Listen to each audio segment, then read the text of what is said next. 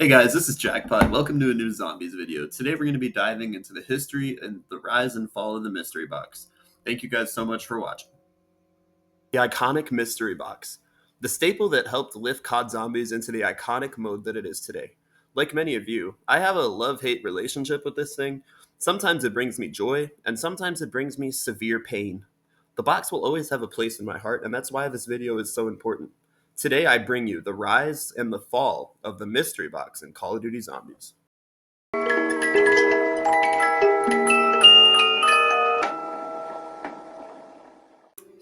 This brings us to stage 1, which is the necessity phase. Before we can discuss the fall of the mystery box, we must talk about how it became so great in the first place. In 2008, I was just a 3-year-old boy that enjoyed mac and cheese and liked to color. And I had no idea that my future favorite video game was being created from the ground up. In World at War, Treyarch was looking to give zombies an identity. The mystery box became just that. The wooden box with 2 question marks became a cultural icon in no time. A charming and spooky tune led players to love this mode and what it had to offer. Seriously, how many of us developed gambling addictions from spinning this thing? In Nocturne Totem, the box was quite literally all we had to do. It was the lifeline of the mode and contained all the map unique weapons that you would need. After Noct, we wouldn't see major changes to the box throughout World at War. The Wonderwaff and Ray Gun became the main attractions while players discovered monkey bombs that spice up Doris's box even more. World at War was a massive success with its random and chaotic gameplay, and thus, Treyarch knew that they had to bring back the box for their next game, Black Ops 1. This brings us to Keen Order Totem. Besides adding the iconic Thunder Gun, not much changes with the mechanics of the box itself. Throughout this game's life cycle, the box continued to be the only way to acquire wonder weapons and special equipment. While it kept the game chaotic and unique, this system had major flaws in my opinion. I actually find myself playing less and less Black Ops 1 because of how cruel the box RNG is on this game.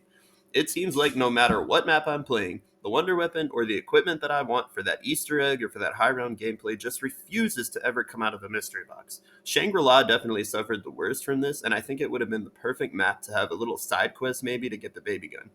If you want to high round the map, you better hope that the box doesn't move to the wrong side of the map and mess up the strategy.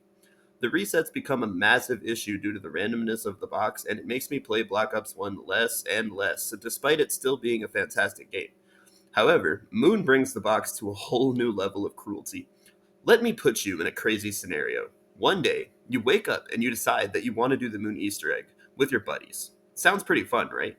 We blow up the Earth. I mean, how can you say no to that? So, you boot up the map just to realize that it can take hundreds of box hits to get all the items you need. You need the wave gun, the Gershes, but then after you get the Gershes, you have to switch to QEDs, then back to the Gershes again. The chances of getting these in the correct order is abysmal, and it's the reason I never go back to play Moon, despite it being an awesome idea. Despite my complaints, Black Ops 1 did a phenomenal job keeping the box at the forefront and keeping the core mechanics intact, while providing unique experiences for new players. This was the last Zombies game where the box would consistently be a part of every game you play, and it did benefit from the series. This brings us into stage 2 of the evolution of the box, the quest phase.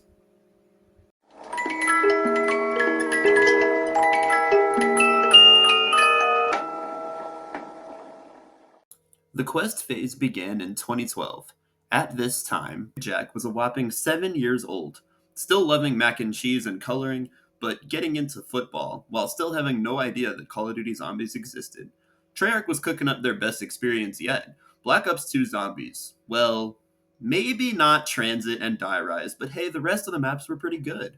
Transit was pivotal in the evolution of the mystery box. It had the first buildable wonder weapon in the jet gun. Now that you could build this piece of junk on your own, the box went from being a staple feature to being something that you can't always justify spending your points on. Don't get me wrong, it was still useful to have all of BO2's great weapons you could get, but it had nowhere near as much of an impact as the Black Ops 1 or World at War boxes. Zombies was going through a massive identity crisis, and Die Rise wasn't exactly here to save the day. Die Rise was the first map that made the box completely obsolete, however. The Sliquifier could be built on round 1, and the AN-94 was better than any box weapon you could get. Nobody was hitting that goofy looking ass upside down box on this map, and if you were, I don't know what to tell you. Now it's time to welcome Jason Blundell to the scene, however, in his famous Mob of the Dead map. Mob of the Dead was the first complex quest-driven map in the franchise. and the box suffered heavily as a result. You could easily acquire the Blundergat and the Hell's Retriever, the two best weapons you could get on this map, without ever taking a spin on the mystery box, so why would you? Another map where the box is useless? Seems like they're setting a trend here. Well, never mind, because in Buried you have to hit the box for everything again. Seriously, what happened during the development of this game? Leroy had a great feature that allowed you to pin the box in one location. This and the bank saved Buried for me, and it makes it one of my favorite maps to play. This was a great balancing by Treyarch to make the box more accessible due to knowing that players would be hitting it more than ever, going for the Paralyzer, Time Bomb, Raygun Mark II, and Monkey Bombs. This was extremely well done, and a great example. The next map was Origins. Managing your points on Origins can be the difference between life and death, and it made the box useless again, sadly. The staffs, G-strikes, and fists are all locked behind different side quests. There was nothing overly exciting in this map's box, and this set a trend for the next game. Even the MG08 had a side quest for it, one of the rare unique weapons on this map. The box went from being the lifeline of the game to being an afterthought. This brings us into Black Ops 3. There isn't a lot to say with Black Ops 3. The game that was the pinnacle of the series had done the box dirty. It had almost no use on any of the maps besides Revelations and Garad Krovi. These maps were designed to be about adventuring and completing quests, moving away from RNG and into skilled and calculated decision making, determining how well you could play in your matches. This is the system I prefer because you can occasionally hit the box for fun and try to get that haymaker, get that Draken, get that ray gun, but I'm never forced to go through all my points just to try and get the Wonder Weapon. Despite the box being bad, I think this game struck a good balance with the Giant, Garad Krovi, and Revelations, providing classic Black Ops 1-like progression.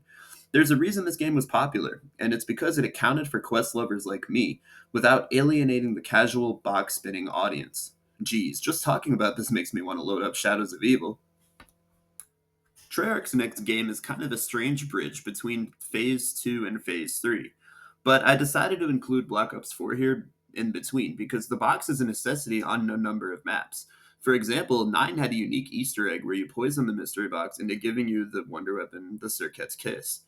I would love to see something like this in future games. Unlike Black Ops 3, the box was a necessity due to the Hellion Salvo being the key to get to high rounds and beat the boss fights. The box RNG was probably my least favorite part of playing Black Ops 4, despite the game being my favorite installment in the series. Having to get some weapon over and over again on each map gets repetitive and boring, especially when it's the same one. I love the Hellion, but I wish there were other great weapons that could compete with it in damage. Overall, the box was still a shell of its former self, and it was clear that Zombies was changing directions towards an RPG-style shooter. The precious fan favorite mystery box was becoming an afterthought. This brings us to Stage 3, the nostalgia phase.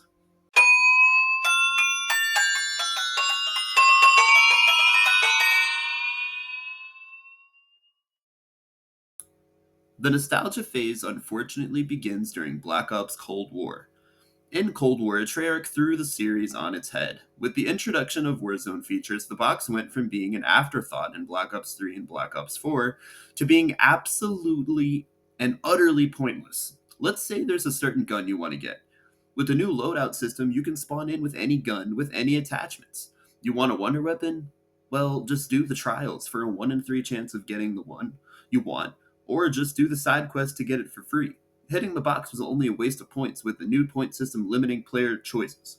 The box also changed to give you bad loot early in the game and good loot only past round 30. This was a horrendous change that took any remaining value away from the box in the early game. It's like Treyarch intentionally destroyed the box in this game, and spoiler, it hasn't recovered at all. This would bring us to Call of Duty Vanguard, a game that I am not willing to talk about. Thinking about the mystery box in Call of Duty Vanguard has a negative effect on my mental health, and I will not be discussing it further. Let's move on to our current round-based game, Call of Duty Black Ops 6. The Black Ops 6 mystery box has the exact same issue that the Cold War one had. It only gives you good weapons after round 30, and you can get any score streak, equipment, or gun by using loadouts and crafting tables. The wonder weapons are more rare than ever, and it's always easier to learn the side quests to get each wonder weapon. The box is only in the game now for nostalgia, to make the game look like Call of Duty Zombies. Fans would be angry if they took it out, even though there's a strong argument that it would not affect the game whatsoever. So, as a longtime Zombies fan, what I'd like to do is give Treyarch a solution for the box issue. Let's get into stage 4, the future, and how to bring the box back better than it ever was.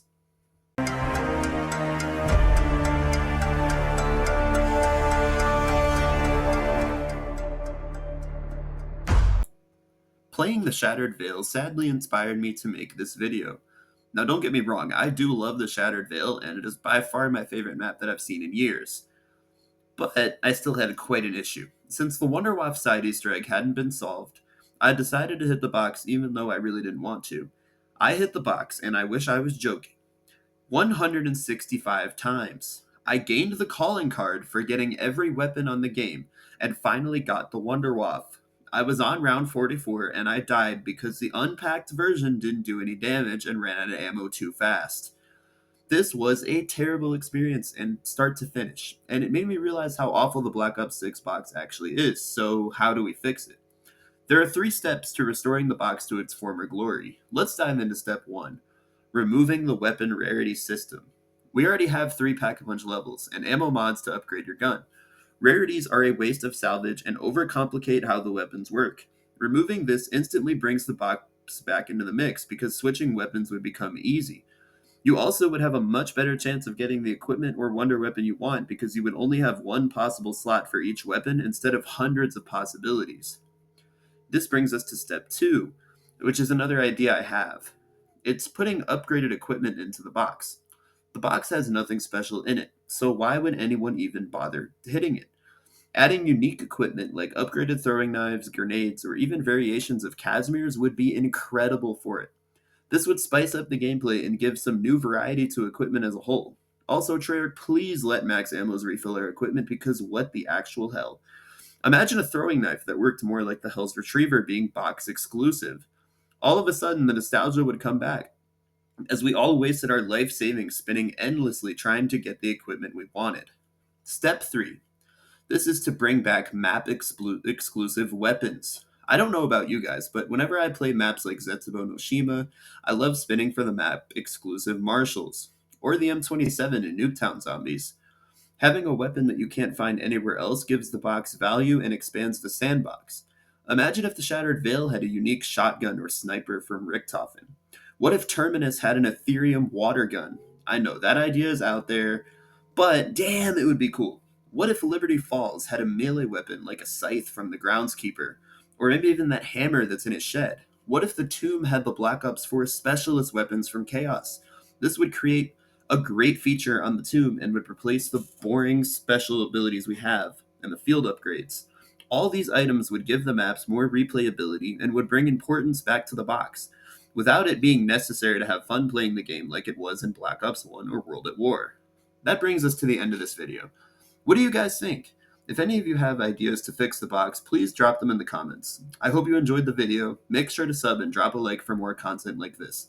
Thanks for watching and peace out. Also, I just want to apologize for the way my voice sounds right now. I'm a bit sick. And also, this is my first video that I'm editing on PC, so the quality will only go up from here. Thank you.